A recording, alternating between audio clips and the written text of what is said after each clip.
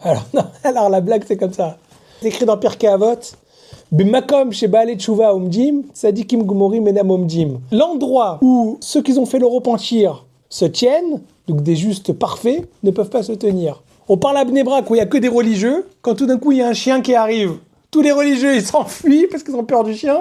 Il y a juste une personne qui reste, c'est le Baal Tshuva qui lui a été habitué au chien à l'époque. Non, ça c'est pour la blague. Par contre, il y a le Baal Shem Tov, il dit, c'est quoi B'makom sheba'alei tshuva omdim, tzadikim gmorim enam omdim? C'est dans la proximité avec Dieu. Parce que celui-là qui a toujours été tzaddik, il a toujours été avec un lien avec Dieu, c'est comme une ficelle. Une ficelle reliée à Dieu. Le problème, c'est que celui-là qui a fait une avéra, la ficelle, elle s'est coupée. Hop, il est plus relié à Dieu. Sauf que quand il fait tchouva, Dieu, il prend la ficelle, il fait un nœud. Et donc, quand on fait un nœud, tout d'un coup, on est plus proche de Dieu. Puisque la ficelle, elle est plus courte. Voilà. Alors, mais en fait, c'est une parabole. C'est très intéressant. C'est comme ça, il y avait une histoire. Voilà, on avance. Voilà, je fais une petite parenthèse, on va jusqu'au bout. C'est une histoire comme ça, il y avait un enfant. Son père, il reçoit un coup de téléphone de son instituteur, de son prof à l'école. Voilà, monsieur, c'est pas possible, je peux pas continuer avec votre fils. C'est vraiment un vaurien, il fait rien à l'école, il arrête pas d'embêter, c'est un insolent, il frappe, il crache, il truc, il machin. On peut plus continuer comme ça. Il va falloir trouver une solution. Soit vous me trouvez une solution avec un changement drastique, soit on va devoir se séparer. Le père, il sait pas quoi faire, il réfléchit, il va consulter voilà, il sait pas quoi faire, il réfléchit, etc. Il appelle son fils. Il dit, regarde, j'ai reçu un coup de téléphone de ton prof. Apparemment, tu as dépassé tous les limites. On peut plus continuer comme ça. À la maison, c'est pareil. Tu embêtes ta petite sœur. Tu es insolent avec ta mère. Tu veux participer à la vie de famille. On peut pas continuer comme ça. À partir de maintenant, tu vois dans ta chambre, la porte de ta chambre. Chaque mauvaise action que tu fais, paf, je mettrai un coup de marteau et je plante un clou. Vous connaissez cette histoire ou pas?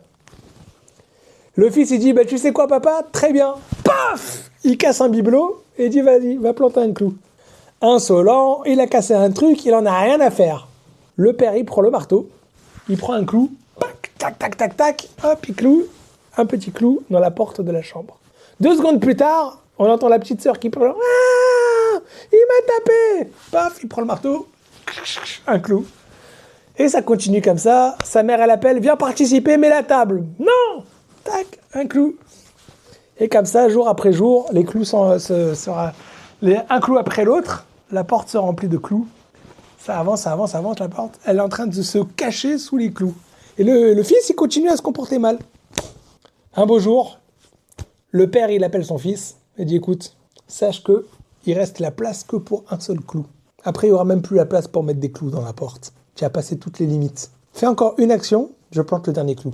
Et là, le fils, il regarde, il voit la porte. Il dit, mais tout ça, c'est moi qui ai fait. Tous ces clous-là, c'est moi qui ai fait. Tout ça, ça représente toutes les mauvaises actions que j'ai fait. Et là, le fils, paf, il prend conscience, il prend du recul sur ce qu'il a fait, il se met à pleurer. Il dit, mais qu'est-ce que je vais faire? Tout ça, c'est moi qui ai fait. Et là, le père, il le prend comme ça, il met son bras sur l'épaule de son fils. Il dit, écoute, viens, on peut réparer. Ah bon, je peux réparer tout ça? Comme ça, il demande le fils. Il dit, oui, à partir de maintenant, on va faire un autre pacte. Chaque bonne action que tu vas faire, j'enlève un clou. Chaque bonne action que tu vas faire, j'enlève un clou. Alors le fils, il dit, pour de vrai, papa, tu me donnes cette possibilité? Tu me donnes cette chance? Allez, d'accord, dis-moi qu'est-ce que je peux faire? Je dis, regarde, ta maman, elle est fatiguée, va l'aider. Alors le fils, il vient, il va voir sa mère, il dit, maman, je peux t'aider? La mère, elle est toute surprise. Regarde son fils, tu veux m'aider? Toi? D'accord, allez, viens, j'ai besoin de plier du linge. Viens, passe avec moi 5 minutes, on va plier du linge. Ils plient ensemble du linge, le père, il appelle son fils et dit, viens, il prend une pince, il enlève un clou. Et le fils, il dit, je veux continuer encore. Qu'est-ce que je peux faire? Il dit, viens, on va étudier un petit peu ensemble, on va étudier un petit peu de Torah. Il étudie 5 minutes, il enlève un clou. Et comme ça, jour après jour, les clous, ils s'enlèvent. Et là, au bout de quelques jours, le père, il appelle son fils, il dit, regarde, il reste un clou. Fais une bonne action et j'enlèverai le dernier clou. Et là, le fils, il court, il va faire une bonne action. Il enlève le clou. Ça y est, la porte, elle a été vidée des clous. Le fils, il regarde, et là, il s'effondre en sanglots. Il se met à pleurer.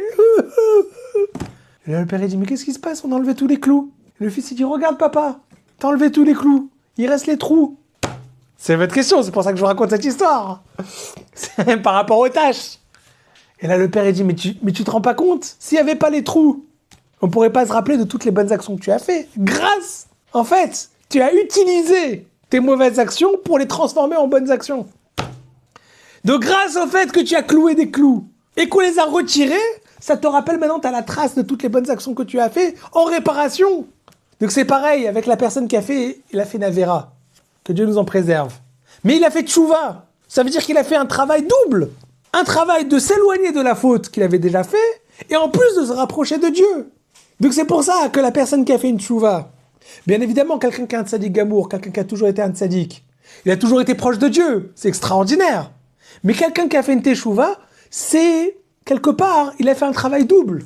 Il y a une grande mahala d'être un tzaddik gamour, c'est un très grand niveau d'avoir toujours été pieux. On dit à propos de, par exemple, la différence entre Yitzhak et Rivka, c'est que Yitzhak, il a toujours été un tzaddik gamour, donc c'est pour ça que ses prières, ils ont été acceptées. Alors que Rivka, elle vient d'une famille d'impies, de Rechaïm. Donc c'est sûr que tzaddik ben tzaddik, il a un plus grand niveau.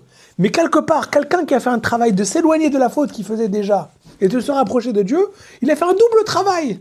Donc c'est pour ça que le Baal Shem Tov, quand il a dit, c'est pas une blague, le fait de dire que la ficelle a été raccordée, enfin, que la ficelle a été rattachée, et donc tout d'un coup la ficelle elle est plus courte, parce que quand on prend une corde et qu'on la rattache, pourquoi ? Parce que grâce à sa Vera, d'une certaine manière, qu'il a transformé avec sa tchouva en quelque chose de positif, il s'est rapproché de Dieu. C'est pour ça qu'on peut dire que Bemakom chez Balet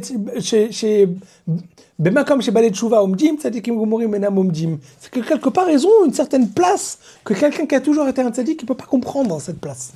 Voilà. Donc là, vous m'avez dit qu'il reste toujours la tâche, mais cette tâche-là, en fait, quand c'est une tchouva, ce qu'on appelle quelqu'un qui a fait tchouva mais à Hava, quelqu'un qui a fait une tchouva avec amour pour Dieu, vraiment, quelque chose de sincère, profond. Kol Averotav,